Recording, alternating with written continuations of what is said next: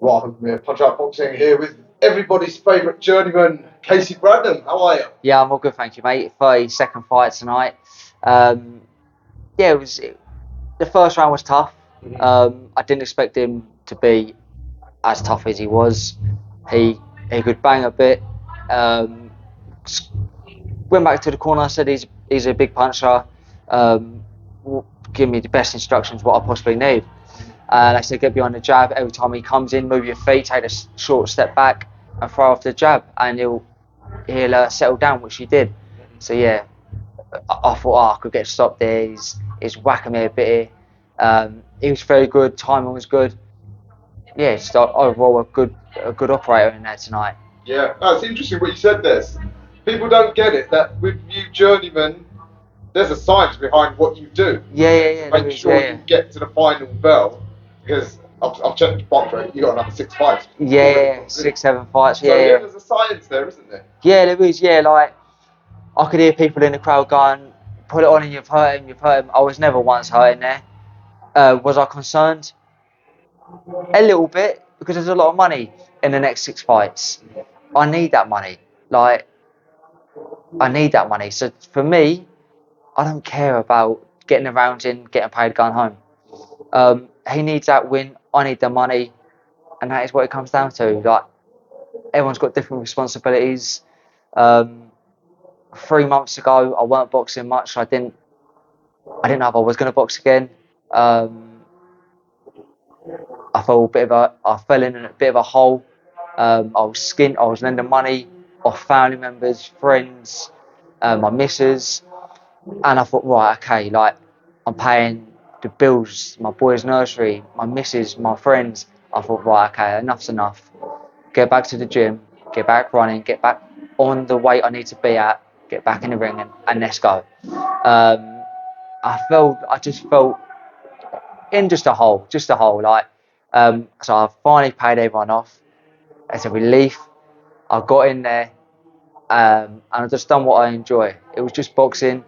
It's not all about standing toe to toe and having it out with someone. That's not my job. My job is to get through it safely, protect myself at all times, and make it as boring as as boring as I can possibly make it. And I think that's what I've done tonight. I give a good account of myself, but I made it boring. I tied him up. There was a low hit in there, a low blow. That was by accident, but these things happen. Absolutely. So yeah, I've said 32 fights into your 32, pro yeah. career. Yeah, how would you assess your career as a journeyman? So what are the most important things you've learned about being a journeyman, about the industry itself? The most important thing I've probably learned about boxing is probably about myself, within the sport and without the sport. Um, I love the sport. I've learned it's not all about winning. It's not even all about the money. It's either 100% in or you're 100% out. That's probably the biggest one because, like I say, 3 months ago, wherever it was, I weren't too sure if I wanted to box. I had a fight, very half-hearted. Didn't get beat up by any means, didn't get stopped, but I just knew I could have got the win if I trained. And I thought, right, okay, I'm just going to call it a day. Call it a day. So I probably learned not to be so naive, not to probably be so stupid, and always go in there and give a good account of yourself, no matter the outcome. Just give a good account of yourself, and most importantly, get home safe to the family. Yeah, I keep emphasising you guys are absolutely essential for the sport. Well, your opponent, Tom Cole, how would you assess him in terms of all the other prospects you've fought? Obviously, you fought loads, probably all the upcomers. Yeah. How would you assess him? He's probably up top five. Okay. Top five. Power wise, he could definitely punch a bit. Probably in the top three for punches. Like he could bang. To be fair, first round he caught me to the body, and I thought, okay, I can see you've got power. Didn't phase me too much, and he caught me with a good uppercut later on in the first round.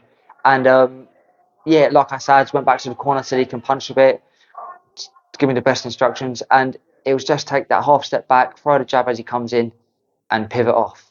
Um, yeah, 32 fights. Tom Cole, the 32nd fight. He's probably top five, like I say. The top two would probably be I think his name's Ethan Brown. Mhm. Ethan Brown is red hot. He's red hot. If he don't get a world title, I'll be gobsmacked. He's something special. He stopped me in the second round, I think. I think he's had 4 fights since me, and he's just stopping everyone. Same as Sonny Hardy is another good operator. If he don't get to British level and maybe even above, I'll be shocked as well. But yeah, Tom Cole's good. He's good. He just needs to learn the craft a little bit. There was times where he could have probably worked off a little bit more than what he was doing. I slew him down. I've done a few little tricks in there, which probably he didn't appreciate too much. But yeah, you need to just work around it and just move on, really. I think I got in his head a little bit, which didn't probably help on his performance. But he gave a great account of himself. It was a fantastic debut. And massive well done to him. Massive well done to him. You might not appreciate it tonight, but one day when he's at a higher level. Yeah, that's it. All right. As I said, yeah, you got 6 fights already penciled in, so you're going to have a busy year. Yeah. Any top prospects that you fancy getting in there with? Do you know what? There is a few. I'm not going to mention them because 2 of them I get on really well with, and I've asked them previously for the fight, and they've always. I'm never going to say turned away from the fight because they haven't. They've just said, "I'm on bigger things. You are a journeyman," and that's fine. Like I can respect that. Do you know what? It's funny because, like I said off camera, a lot of these prospects, 50% of them I've boxed. If I go to the show and they shake my hand and they're really friendly, I normally get nervous about that guy because I know he's good. But the boys what are just arrogant, rude, they're normally the worst boxers going. But tonight, luckily, we had a nice boy in there, and a nice boy outside the ring and a nice boy inside the ring. He was there to do a job, I was there to do a job. He come off victorious. I got paid, so we call that cash and dash. So yeah, that is what it is really. Yeah, an essential part of the sport. All right. So you don't want to mention their names. I guess I'll have to just keep an eye on Yeah. fixture list to see if you get them. Yeah, well, what have you been outside of boxing? So I know you had a child last year, was it? Yeah. How old's your son now? Nearly two in September. Yeah. He's fantastic. He is. He's the pride and joy of my whole life. Does he take an interest in boxing yet? Do you know what?